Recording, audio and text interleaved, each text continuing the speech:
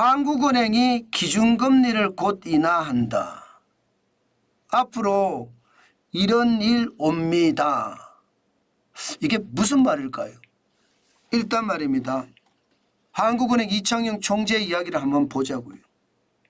한국은행 이창용 총재는요, 최근에 차선을 바꿀 준비가 됐다, 이런 말을 했습니다. 이게 지난 금융통화위원회를 개최하고 나서 기자들하고 이야기하는 와중에 나왔던 말이에요. 게다가 최근에는요, 금리 내린 나라들 부작용 없더라, 이런 말까지 했습니다. 한국은행이 기준금리를 미국보다 앞서서 기준금리를 내린다는 뜻이에요. 그동안은요, 끝까지 한국은행 이창용 총재는요, 기준금리 인하 없다, 미국이 내려야지 내린다, 지금까지는 그렇게 고수해 왔습니다. 그런데 지금 이창용 총재의 어떤 한마디 한마디를 살펴보면 결국 미국이 9월에 기준금리 내린다는 이야기가 지금까지 계속 나왔었잖아요. 한국은행은 기준금리를 내린다는 이야기, 지금 선제적으로 내린다는 이야기, 지금 그 말을 하고 있는 겁니다. 그렇게 되면 8월에 기준금리를 내릴 가능성이 굉장히 높아졌죠. 아마 8월에 기준금리를 내릴 확률이 미국이 9월에 기준금리를 내린다고 했으니까 그때 내릴 확률이 굉장히 많습니다. 그만큼 말입니다. 이창용 한국은행 총재는 이제 미국하고 금리 차가 우리가 3.5%고요. 미국이 5.5%잖아요. 2%포인트가 차가 나는데 2.25% 차이가 나더라도 기준금리를 3.5%를 이제는 좀 더 내리겠다, 그런 얘기입니다. 그런 얘기예요. 그 정도로 말입니다. 여건이 숙성이 됐다, 그런 뜻입니다. 실질적으로 지금 기준금리 내린 나라를 보면 유럽이 기준금리를 내렸습니다. 지난 6월 6일에 4.5%의 기준금리를 4.25%로 내렸어요. 그런데 유럽에 아무 이상 없다는 거예요. 오히려 말입니다, 소매 판매가 증가했다, 이렇게 나옵니다.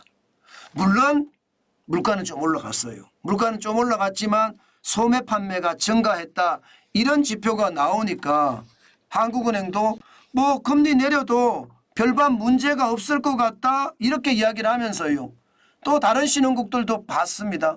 다른 신흥국들도 보니까 체코나 멕시코나 브라질 다 기준금리를 내렸거든요.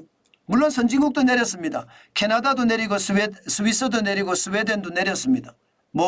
스위스 같은 경우는 지금 기준금리를 2번이나 내렸어요. 그죠? 2번이나 내릴 정도로 기준금리를 빨리 내렸는데, 이들 국가들의 경제를 들여다보니까 물가도 안정적이고, 그죠? 그 다음에 경기도 소매 판매가 약간 늘어나더라. 결국은 물가도 안정적이고 금리도 약간 늘어나더라. 이것을 말입니다, 한국은행 국제총괄팀에서 보고서를 냈습니다. 이 말은 결국 말입니다, 기준금리 인하가 빨라진다는 이야기예요. 빨라진다는 이야기. 아마 그렇게 빨라지지 않을까, 그렇게 생각을 해봅니다. 그러면 지금 3.5%의 금리가 얼마나 떨어질까요? 얼마나 떨어질까요? 아마도 말입니다, 내려도 많이 내리지는 못할 거예요. 많이 내리지는 못하지만 0.25%포인트를 내리지 않을까요? 아마 0.25%포인트 내리겠죠. 그렇지만 이게 금리를 내렸을 때 일반적으로 굉장히 놀라운 일이 벌어질 수도 있거든요. 거기에 대한 생각을 반드시 해야 된다는 뜻이에요. 지금 한국은행은 내린다고 하지만 여기에 충격적인 요소가 확실히 숨어 있습니다. 당장 말입니다, 여러분, 원달러 환율만 하더라도 무섭습니다. 지금 원달러 환율 7월 19일 현재 1390.2원까지 달러당 올라갔잖아요. 금리를 내리면 어떻게 될까요? 금리를 내리면 원달러 환율은 더 많이 올라갈 가능성이 있습니다. 더 많이 올라갈 가능성. 지금 현재 여객시장으로 또 넘어가 보면 1391.5원까지 올라갔거든요. 1391.5원이면 이제 말입니다, 지난 4월 16일 1394.5원 이거보다가 작기는 하지만 올라가고 있습니다. 그러다가 1,400원이 간다는 이야기도 나올 겁니다. 아마 내일은 한국은행이 시장 개입하지 않을까 그런 생각도 들거든요. 그만큼 금리를 내린다는 어떤 요소가 강하니까 아무래도 환율이 들썩들썩하는 것. 게다가 집값은 또 어떻게 봐야 되느냐. 지금 서울 아파트 매매값 상승폭 계속 넓히고 있습니다. 0.28까지 올라가잖아요. 상승폭이 이게 계속 커지고 있어요. 지난 3월 25일에 0.01% 올라가던 것이 7월 1일에는요 0.20%, 7월 8일에는 0.24%, 7월 15일에는 0.28%까지 올라갔습니다. 예, 금리를 내렸을 때 또 무슨 문제가 발생될 것인가. 분명히 시장에는 굉장히 크게 생각해야 되는 부분입니다. 예, 저는 금리를 내리는 것에 대해서는 찬성이에요. 미국보다 빨리 금리를 내리는 것에 대해서는 분명히 찬성이에요. 그러나 환율을 생각해야 되고 집값이 지금 폭등 조짐이 좀 있거든요. 반드시 생각해야 됩니다. 그러면 어떤 식이든 금리는 내리지만 통화량은 조절해야 된다고 봅니다. 2024년 5월 기준으로 4,014조 1,000억 원이나 되거든요. 통화량이. 그러면 한국은행은 금리를 내리지만 다른 통화 정책으로 시중에 있는 돈을 좀 빨아들여야 됩니다. 그렇지 않고 말입니다. 금리만 내려요.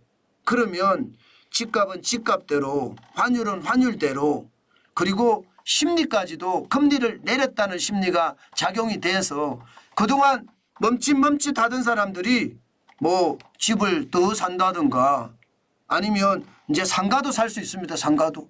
오피스도 살 수 있습니다. 이런 문제가 계속 튀어나올 겁니다. 많은 사람들이 금리 내리기만 기다리고 있거든요. 그렇기 때문에 금리 내린다는 건 시장의 활성화를 깨할 수 있는 것은 맞으나 자칫 잘못하면 이게 환율의 폭등을 불러올 수도 있고요. 집값에 대한 상황도 아주 악화 일로로 갈 수 있고요. 여기에 물가까지도 다시 올라갈 수 있습니다. 그러다 보면 자칫 말입니다.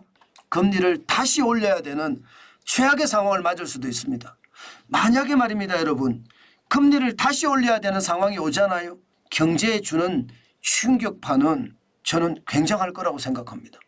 그만큼 지금 금리는 신중하게 내려야 되고요. 내리더라도 통화량을 줄이는 노력 많이 해야 되고 그것은 시장이 계속 신호를 줘야 돼요.